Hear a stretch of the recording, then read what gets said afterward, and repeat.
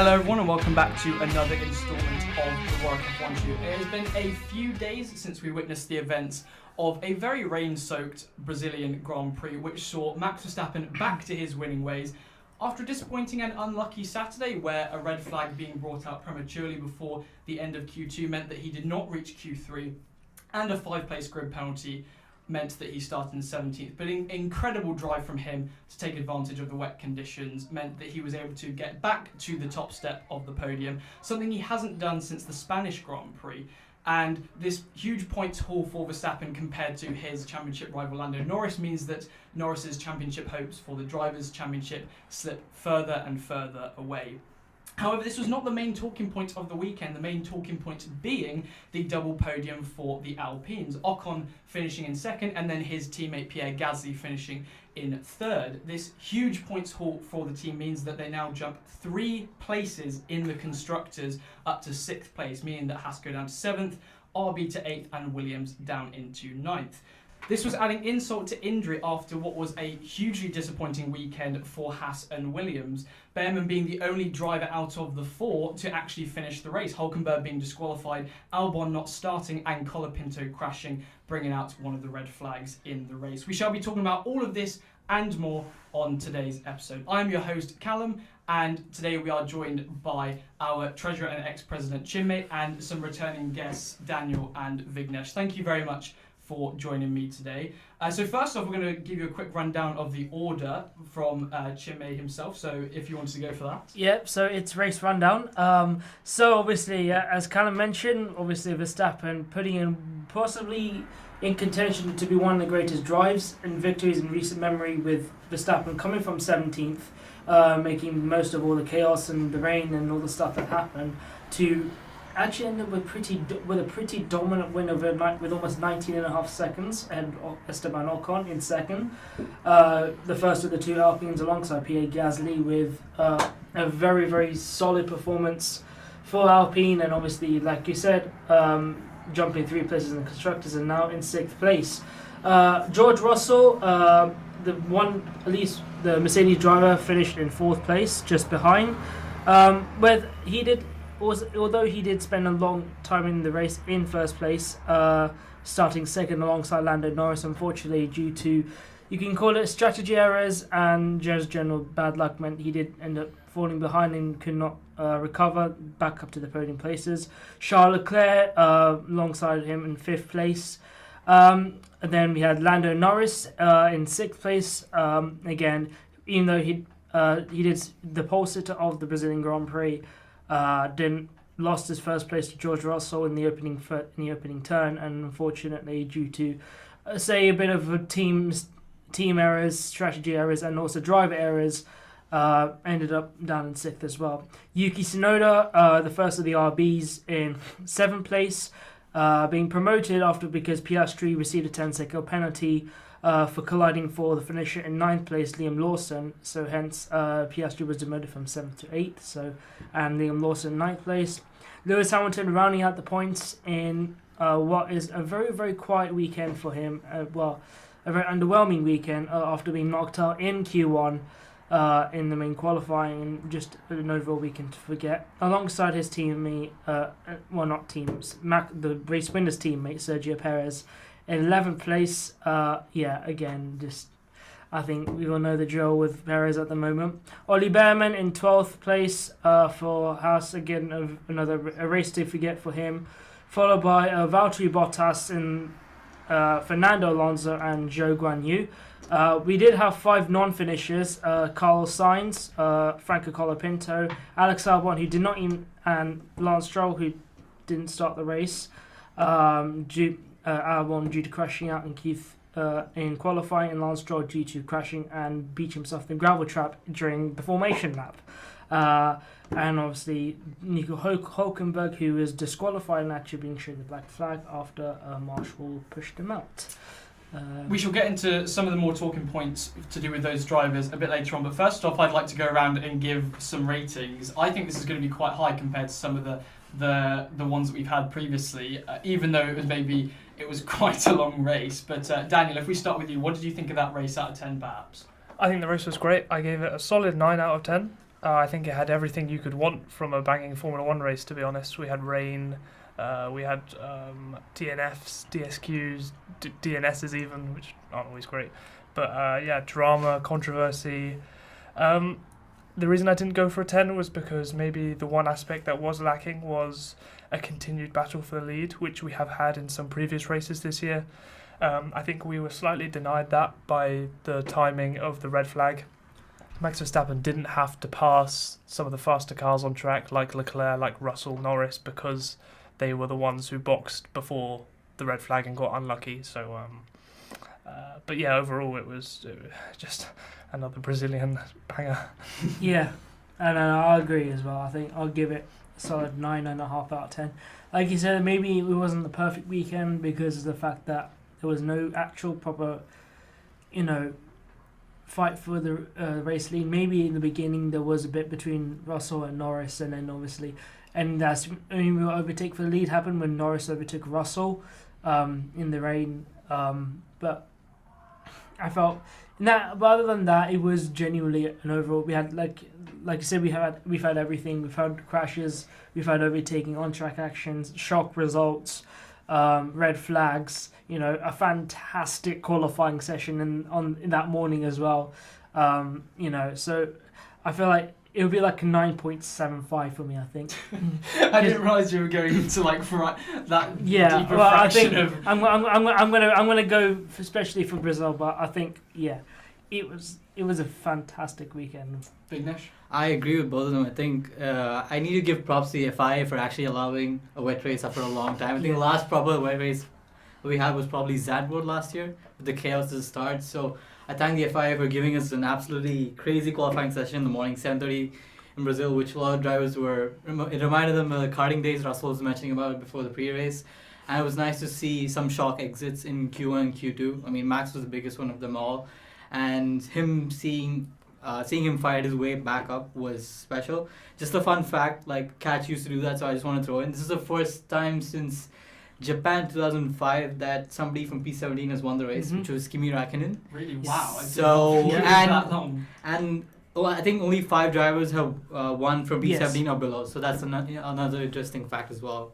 So that is incredible. I noticed, we're all kind of not going fully up to 10. I do kind of agree with that. I'd go personally with maybe a 9 because there was a point where I feel like near the end where it did drag a little bit, just to be nitpicking, I suppose. But it was an incredible race and was just, I think, completely unpredictable from start to finish. Apart from the driver that we shall head into talking now, our race winner, which was Max Verstappen, who I think, to me, just his first lap, I was like, okay, he deserves this Drivers' Championship. It was such an incredible performance. It had one of the best starts I've ever seen, just purely off the line. It was ridiculous. It was like he was in dry conditions and the rest of the drivers were on wet. It was incredible. Gets to, I think, P11 at the end of the first lap, and then goes on to completely dominate. And I think this was just firmly getting 2 hands on that Drivers' Championship for him, and it was a stellar performance, and one of the, like, we do kind of, I suppose, rip into Verstappen a bit for his chaotic driving style, and there's certainly reason for that, but I think this race was not only very mature but incredible in terms of performance wise. I mean, I'm going to say 2 points on this. First of all, I think this is probably a race where we've really just seen how good of a driver Max Verstappen is. Like, there is a reason why he's 26 still. There's a reason why he's already put in the leagues of Ayrton Senna, Lewis Hamilton, Jim Clark. The Red Bull was not the fastest car at all that weekend as well. That's another thing to mention as well. But it just shows how. And the thing is, these sort of conditions in the wet, that's where you really see the best drivers of their craft just come out of nowhere and just show what they're all about. And to be fair, this does give proper vibes of Ayrton Senna at Donington Park in 1991 when he sort of just, I think he started 4th or 5th, and then he was like 3-4 seconds ahead at the end of the first lap alone. I think there's a reason why that even though for the majority of the season now, the Red Bull has not actually been the fastest car, even with Max at the wheel. But there's a reason why that he has got that massive lead at the top of it's now gone up to 62 points at the top of the table now, in front of Lando Norris. And yeah, I think, to be honest, obviously the Q2 exit was a big shock, but there's a reason. That wasn't his fault though, obviously. No, it was because I think, was it Lance Stroll at that point, and maybe Bolt brought out the red flag, and obviously the 5-place grid penalty we know didn't help. He obviously didn't expect to be taking that when he was already starting from P12 due to qualifying. But yeah, I think you're absolutely right that the best drivers and experience really does show in these wet weather conditions. And so even though it was incredible to see a performance like that, I really wasn't surprised that he was the one who actually took control of that race. Even from such a poor starting position, it was incredible. Yeah, you're completely right about that first lap. Not just the way that Max Verstappen was able to control the car, his throttle input, his reaction time, the way he completely outdragged Ollie Behrman off the line. He was right in front of him. It was ridiculous. But I think comparing that to Norris as well, which we'll get onto in a minute, but then dropping behind Russell. And yeah, it was in a league of its own, wasn't it? In another league. But it was also his racing IQ in that moment. In turn 1 and turn 2, he compromised his exit from turn 2, which set him up to take the outside line for turn 3, which was harking back to the 2016 Grand Prix, of course, where he stood out like a star, overtaking Nico Rosberg around the outside there, and he did it on 2 cars on the first lap alone, which is brave given that you don't really know what the conditions are there. And he just absolutely sent it on them, and then he was relentless through the whole race. I think that move on Piastri was particularly powerful. He just came from so far back. I think he braked 43 metres later than Piastri. He just has no fear behind the wheel. In soaking wet conditions. Yeah, precisely. Maybe the door was left slightly open, but there we are. But it was really impressive nonetheless. It's that innate sixth sense that drivers like him have, that someone like Piastri is yet to develop. I can even say Norris is yet to develop. And I think the confidence that he had in the car, despite that Red Bull maybe not being at its full capabilities for the second half of the season, I think definitely. And I think obviously there's not much more to talk about that. It was obviously a stellar performance, but we'll talk more about now the other side of things, which is McLaren, where it was a very much a weekend to forget for them, especially Lando Norris. Lando Norris starting on pole in bad conditions, and Verstappen starting in 17th. I think no one would have thought otherwise, in the sense that before this race, I was always saying that Lando Norris, if he wanted to get some sort of grip on the Drivers' Championship or wanted to make it more of a proper battle, then he was going to need to have this race where Verstappen maybe DNFs or finishes outside the points and he wins the race to get a massive points haul over him. Then you start applying the pressure to Verstappen, and this, I think, was his perfect opportunity for that. Yes, okay, Verstappen did incredibly well to fight his way through the field, and Norris did get unlucky as well because of the red flag, but Norris really did, however, show some signs of mistakes. I think he lost the start, obviously, again to George Russell. He then also made multiple mistakes, I think, into turn 1 on some of the restarts. I think lap 34, he conceded again to Russell, and then on lap 43, he conceded to his teammate. And just many mistakes like that where... And it was kind of decided for me at that point that that it was Verstappen's championship for him to lose, and Norris was nowhere near. Yeah, I think the race for Norris was really lost when the red flag came out, to be honest. You could say it was unlucky, or you could say that it was something of a strategy slip-up. I mean, the conditions were so bad that even me sat at home watching the race in a slightly feverish state, as I was, because I wasn't feeling so well. But I could tell that it was going to go red soon because the conditions were just horrifying, really. But the fact that they pitted Norris, it's tough really, because you either stay out and try and survive on the tyres you're on, which would be worn inters, which is tough. The conditions were wet for sure. I mean, Perez went 12 seconds faster on one of the laps than Verstappen did, because Perez was on wets and Verstappen was on his worn inters. And you know the differences because exactly. of the tyres. Yeah, precisely. It's really. I'm not blaming them 100%, but maybe they should have waited a little bit. I mean, it's ironic really, because quite a lot this year I've slammed McLaren for being quite indecisive with their strategy and not just picking a lane and sticking in it. They wait around to make a decision quite a lot. They're reactive. They're not proactive.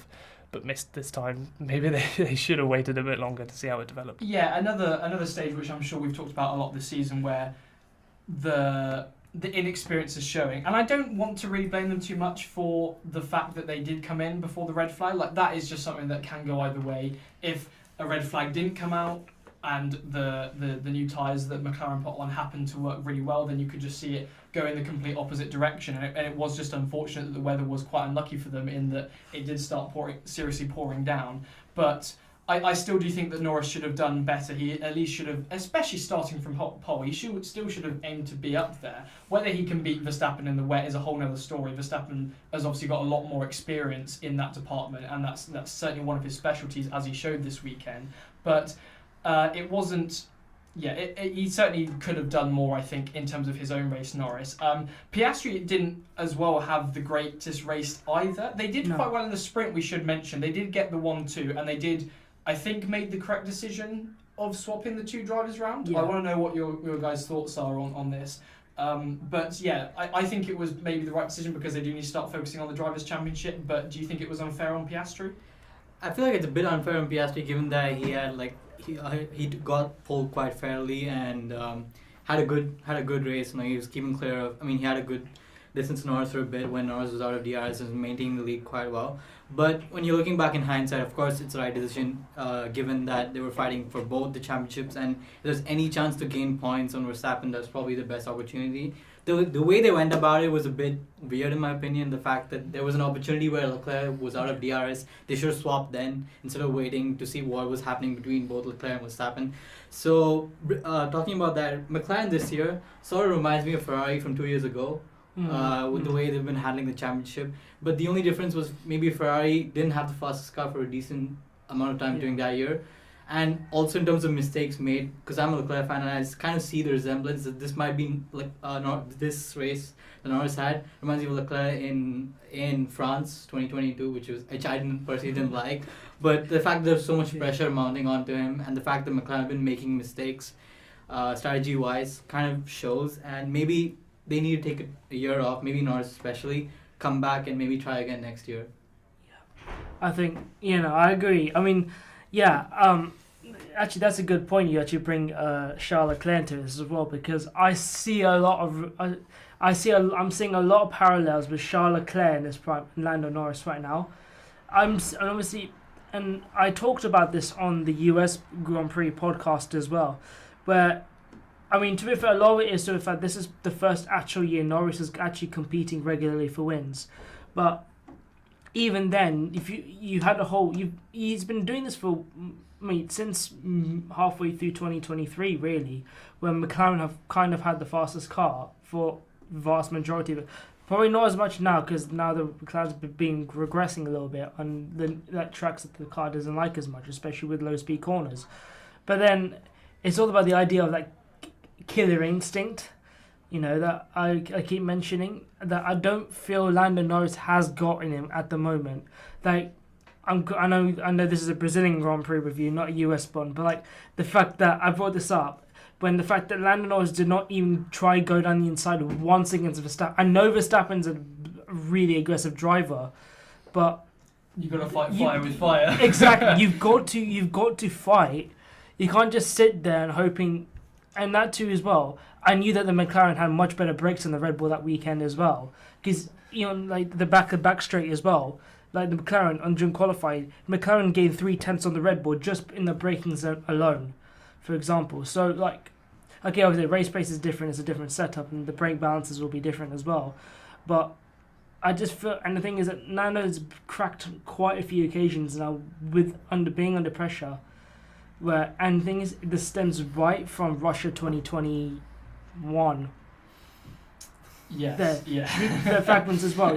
The fact that I still don't see any progress in his sort of race car decision making from then to now, and he would have matured a lot. Doesn't give me a lot of hope for the future. But obviously, if he does develop it, so I'll happily rescind my opinion. But at the moment, I still don't think he has that mindset to be an actual world champion right now. But also, I mean, I kind of feel that McLaren has some role to play in it because it also shows there's a sheer difference in between in terms of communication between Lando and his race engineer versus GP and Max. I think we saw that this race. I think that's where McLaren need to step up as well. Is a clear communication that GP and Max had and trying to understand whether it's better to stay out or not, whereas McLaren were posing him questions, and especially given the situation that Lando finds himself in, I think it's important that McLaren take some decisions upon themselves and give him clear instructions rather than, Lando, here's a question, would you rather stay out or not? So in that kind of situation, imagine when he's fighting against Russell for that position, it's difficult for him to think of whether to stay out or not. But I think maybe that's because McLaren as a team are almost worried about doing the wrong thing for Norris and having Norris blame him, and so they're posing the questions to him rather than what Red Bull do. And I do think that we should. We've talked about this a lot. I do want to take a bit of pity on Norris a little bit and cut him a bit of slack, especially as catches it here. So we should show Norris a little bit of love. But I think we should remember that he got his first race win this year, early this year in Miami, and we're now talking about him being in a championship battle, and it's almost unfortunate that Norris or the McLaren car is as good as it is at a stage where Norris isn't ready clearly to fight for this championship, especially when you're up against probably one of the greatest drivers of all time that we're seeing at the peak of his career in Max Verstappen, and McLaren obviously showing those signs of inexperience as well. And as we mentioned, Piastri not having the most promising weekend as well. He did make that mistake hitting Lawson, and so he wasn't able to get much up there either. He obviously had a bit of a poor qualifying perhaps in P8 as well compared to Norris. But yes, I think perhaps a weekend to forget there for McLaren. We'll move on to probably something that I do really want to talk about because it deserves so much credit, which is the double podium for Alpine. So, taking advantage, obviously, of the wet conditions in qualifying, the Alpines qualified. So, Ocon in 4th and Gasly down in 15th in the end. So, quite an incredible drive from him and taking advantage of the red flags and the poor conditions. Finishing 2nd and 3rd, which is unbelievable. I don't know where on earth that has come from, but I don't think Alpine are going to care in the slightest because they're now 6th in the constructors, which I remember we were talking this time before about Williams and Alpine having some sort of battle for 8th. Alpine are now up to 6th, and maybe Haas will catch up to them. I do think that Haas maybe can still overtake them because it's only a 3-point gap down to Haas in 7th, and Haas did have quite a disappointing weekend with Hülkenberg unfortunately being disqualified and Behrman finishing outside the points. So, but I think it's an incredible points haul from Alpine, and it was ultimately what they needed to do with taking advantage of the poor conditions. Obviously an incredible performance. Would you agree? Yeah, I think it's. I've been making jokes about Alpine being a boat at the start of the season. Maybe that worked out pretty well for them in Brazil.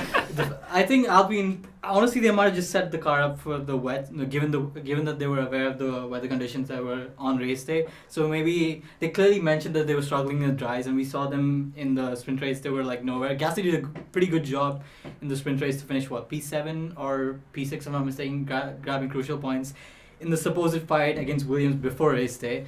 And I just wanted to add the whole wholesome storyline that Gasly and Ocon have had, from being childhood friends to having this whole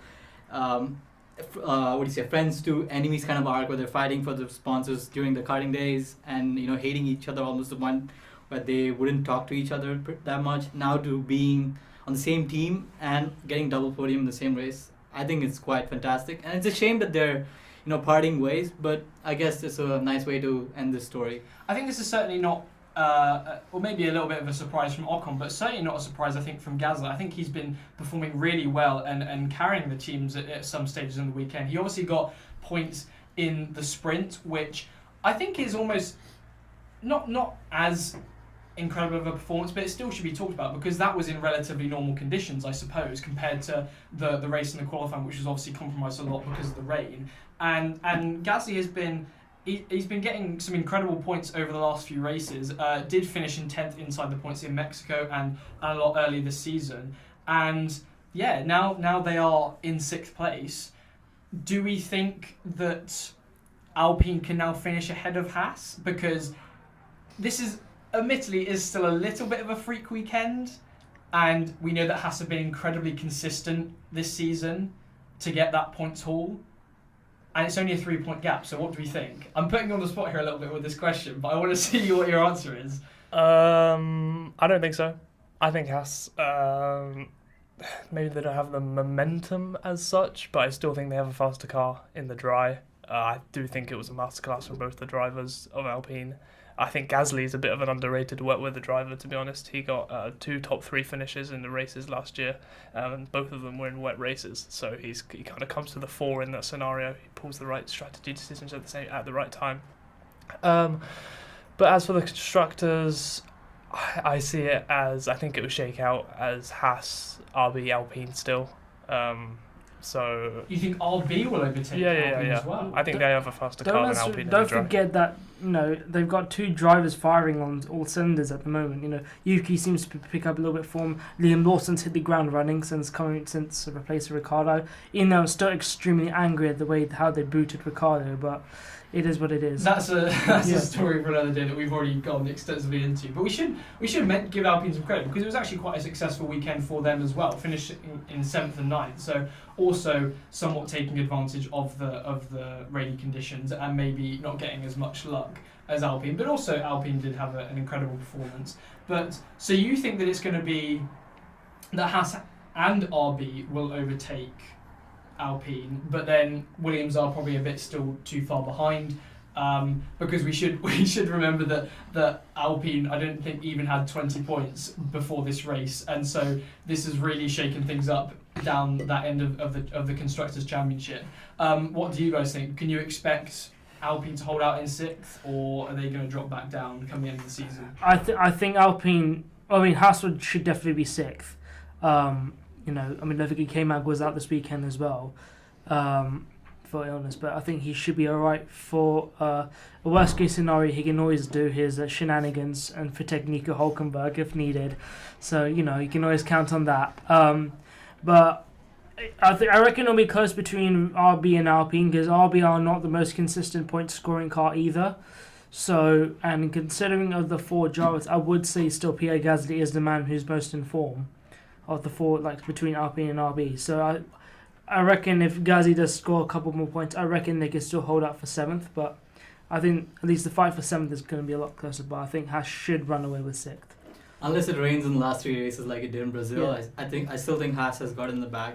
We saw how kind of inexperienced Behrman was in the wet. It's his first wet race in an F1 car, so it clearly showed. And maybe, who knows, if they had K-Mag in the car, they could have been fighting for the points. K-Mag is actually, especially qualifying and changing conditions, he's actually really good. So was it Brazil he got that in Brazil he got pole, and I still remember the 2019 Austria when he got P5. If I'm not mistaken, it was a drying track at Austria. I'll trust you on that. I'm not because sure. it was the rich energy Haas. I still remember because only the reason I remember is because he went berserk on the radio. So to be fair, he drove well in Canada this year when it was pouring down. Yeah. So maybe he could have gone points with K-Mag. I still think the tracks that are coming for the last triple header would favor Haas.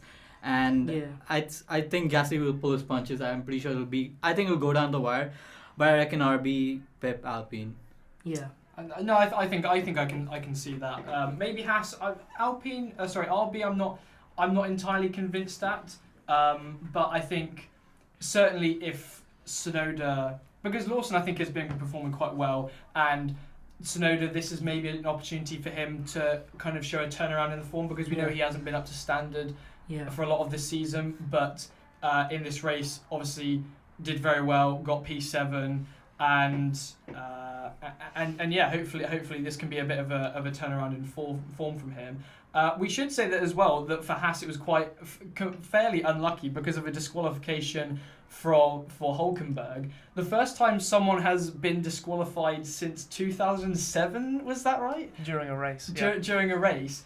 And this is perhaps quite unlucky because it wasn't really any fault of Haas, really. It was a steward who, I don't know, maybe they've been paid by Alpine or something, or paid by Williams or something. Paid by Alpine to overtake Williams or something. But yeah, so essentially I think what it was that a steward pushed the car to try and get it moving again to get back to the pits, and then obviously because it was not under the car's own power that they got back underway again, they had no choice really for a disqualification. Unlucky, but I think it's the rules, so it's...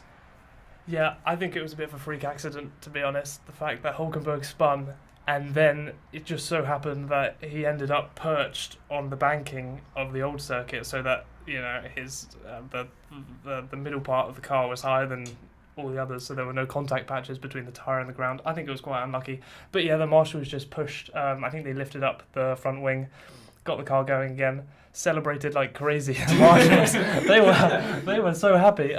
But unfortunately, they know that they'd actually got they'd actually ruined his race. Well, he ruined his race. But then arguably, if they didn't do that, then they would have been out anyway, because it didn't seem like the car was going to be able to get away in its own power because of how it unfortunately lay. And yeah, unfortunate for Hülkenberg, because we know he's been very good this season, and maybe certainly a race that he's going to want to forget, I would say, going into the race in a few weeks' time. And really just a couple more honourable mentions, I would say, from teams that maybe had a bit more of a disappointing weekend. Aston Martin, they were Stroll. I've been waiting for so long for this. Sorry, why is he still in the sport? I mean, come on. I don't get. I know he has. Okay, it was unfortunate for him, but I'm sorry, but okay. I know people are crashing the formation like before. Verstappen's done it himself, where he binned it in, and obviously the mechanics repaired the front wing and stuff in Hungary. But he is in a runoff area. Go around the runoff area. Don't cut through the gravel trap in the wet when you barely have any grip to begin with. And he's been in this sport since 2017. You really don't like Lance Stroll, do you? I'm just not a big fan of nepotism. That's all. No. But not the fan of nepotism, and the fact that he still has not. If Aston Martin really want to make their steps forward, they need a driver who can actually partner Fernando Alonso. Yeah, it was. To be fair, obviously I'm not sure what they would have been capable of anyway. You never know if they're in the race, and they might get lucky with obviously the changing conditions. But we know that Lance Stroll has really been quite unlucky, and this just was not great for him at all. And it was we forget that, or I at least forget how experienced he actually is on the grid compared to some of the other drivers because of these freak incidents that he has quite a lot. Sorry, freak accident, I suppose then, but it's He's by far the most experienced Canadian driver in F1 history now. He is. How many Canadian drivers have there been there? I mean, you got the Villeneuve, yeah. You got the Tiffy. I think a couple of us are but still, he's been in the sport for that long now, and. All jokes aside, I know, Lance Stroll, he's a nice guy, right?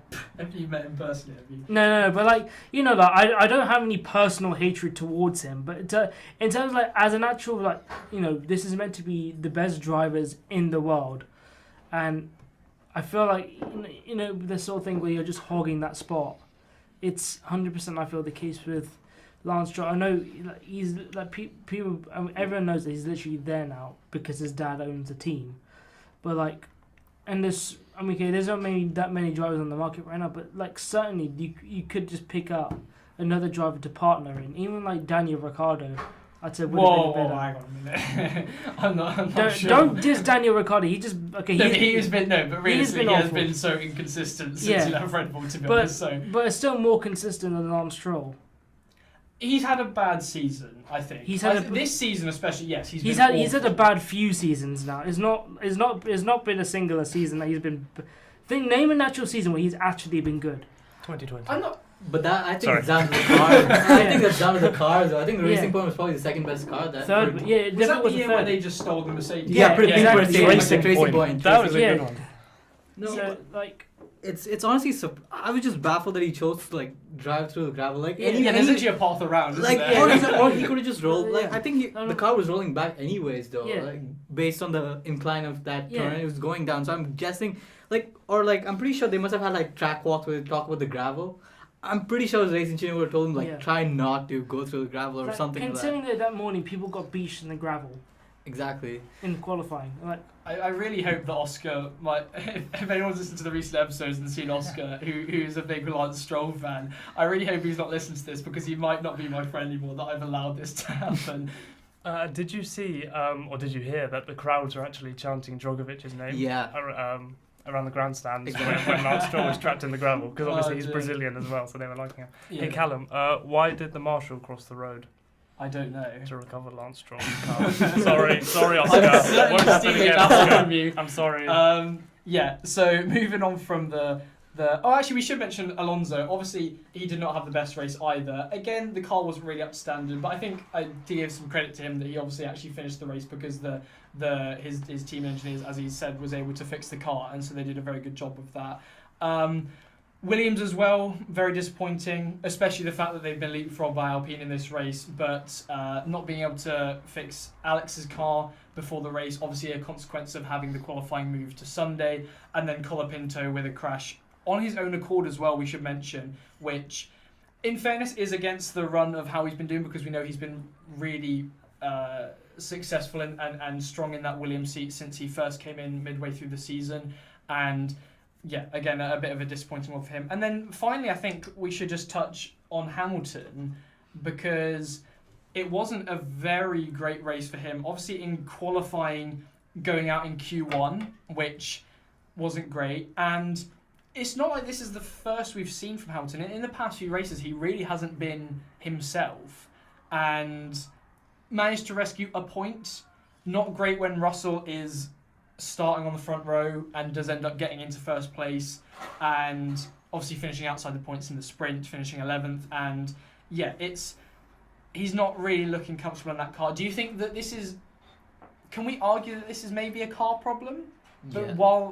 Even while Russell is still doing well in that car? I know, because I've heard, I don't know if I'm right or wrong about this, but I've heard they've had like different setups of different floors. One of them is running the old floor. I know which one, who's running the old floor, and I'm pretty sure they have different setups. So I'm just curious as to why Hamilton didn't try to go with Russell's setup for this race, maybe. Because I saw the onboards on like one of the Reddit posts between like how Russell was handling the car coming out of Zhengzhou, which is the last turn before the long straight, versus Hamilton. I could see there was like quite clear difference as to how Hamilton was like struggling to keep the car on track, or like it was just how he was trying to correct the oversteers. Whereas Russell, it seemed a bit smoother. Again, it might be down to the fact that Russell is probably slightly better. He's more to he's able to handle the characteristics of his car, and whereas Hamilton feels less confident. So I just want to cut him some slack, because I'm pretty sure in these conditions Hamilton would have excelled, and I think it's probably down to the car this weekend. It is a shame, really, because I think we've already mentioned that experience is typically what matters in the rain, and I did kind of favour him as one of the stronger drivers this weekend, but he really didn't seem to be able to get it together, to be honest. What about the radio message that he said at the end? With obviously we know that they've denied that now, so Hamilton is staying in for the last 3 races. I don't know what he obviously knew about those rumours or something though, because he said it at the end. Yeah, I thought, to be honest, after all the bouncing on the track, because it was repaved and it was quite bouncy, I thought he'd had enough and he was just going to retire early. Maybe it was just poorly worded from him, and he meant that it was the last time he was going to get to perform for some of the mechanics who were there at the track. So it was the last time he'd kind of, they'd be around But that's the only explanation. And we know really. he's quite a popular figure in Brazil as well, I suppose. So it was kind of he does starting to get to the point where his career at Mercedes is unfortunately coming to an end with him going to Ferrari next season. Yeah. But I think we've covered it quite well there. Sorry, do you want to say one more point I do about want to just say Hamilton? one thing. I do think that for Lewis Hamilton this weekend was more of a Lewis Hamilton, just genuinely struggling with the setup of his car. Because I was comparing the last few results for Russell and Hamilton. Don't forget, only 2 points do separate them in the Drivers' Championship as well. So if I look at the last four races or so, like Russell's been 4th, 6th, 5th, and 4th. Lewis has been 6th. He retired.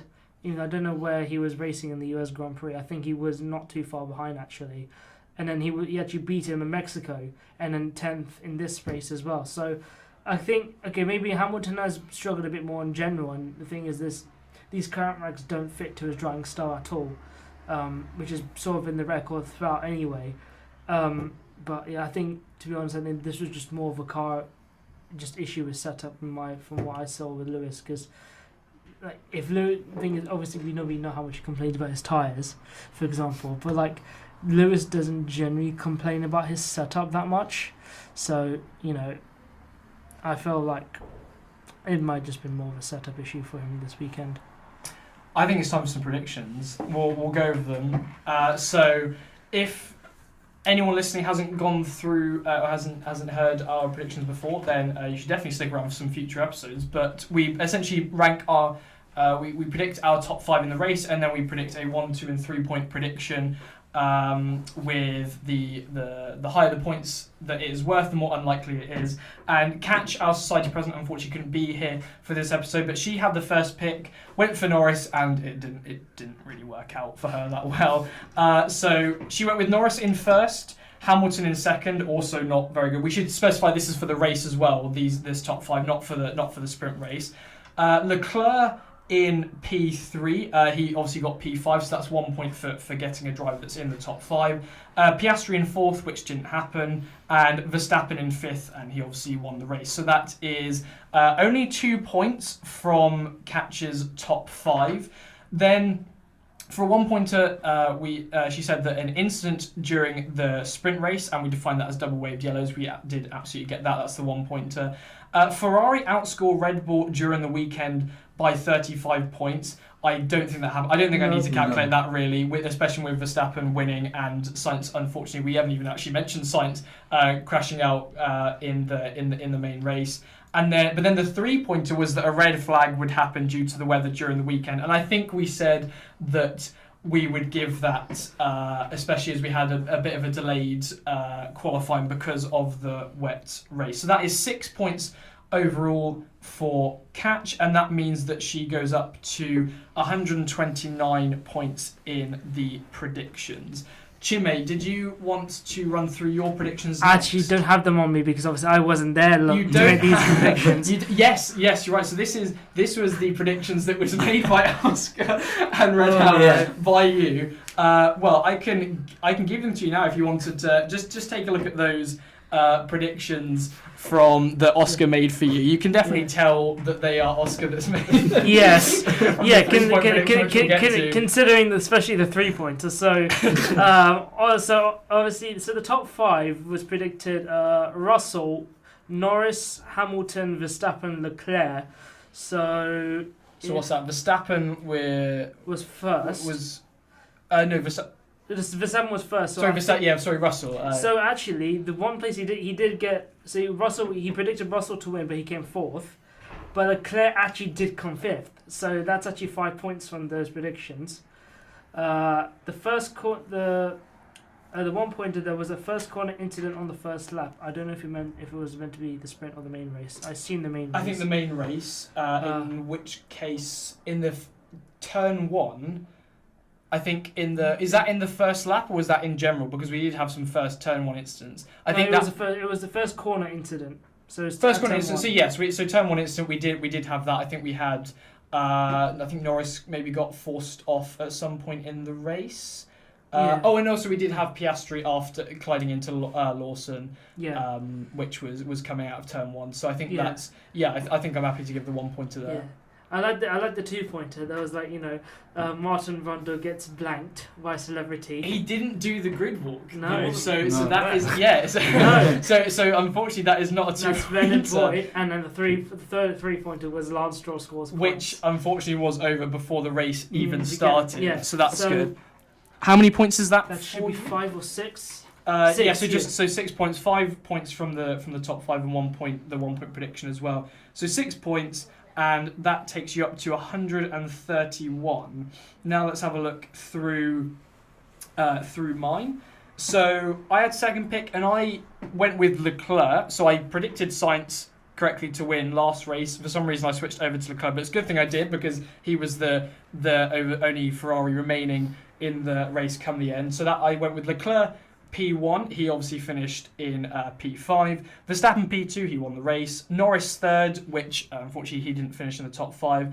Sainz fourth, and then Russell fifth. So I've got, is that 3 drivers correctly in the top 5, but none of them in the right order, so that's just 3 points there. My 1-pointer was that Ferrari would outscore Red Bull, and I don't think that happened at all in the from Verstappen winning the race, obviously. So I did not get that.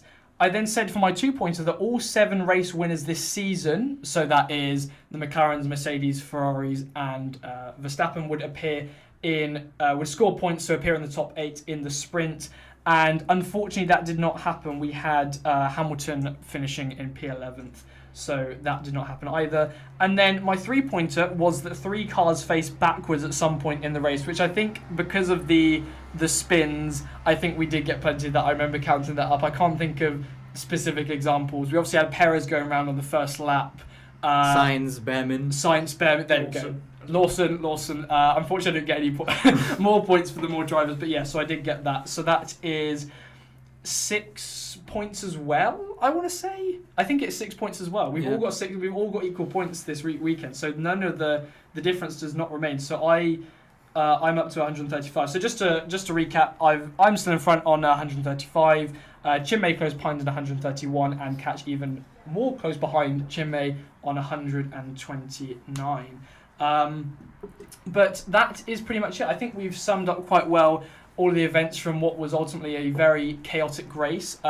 We shall of course have many episodes to keep you guys engaged over this 3-week break before we are back racing in Las Vegas for a very early start 6 a.m. race, which will be very enjoyable of course. But until then, thank you very much, Chinmay, Daniel and Vignesh, for joining me. I've been your host, Callum, and until next time, goodbye.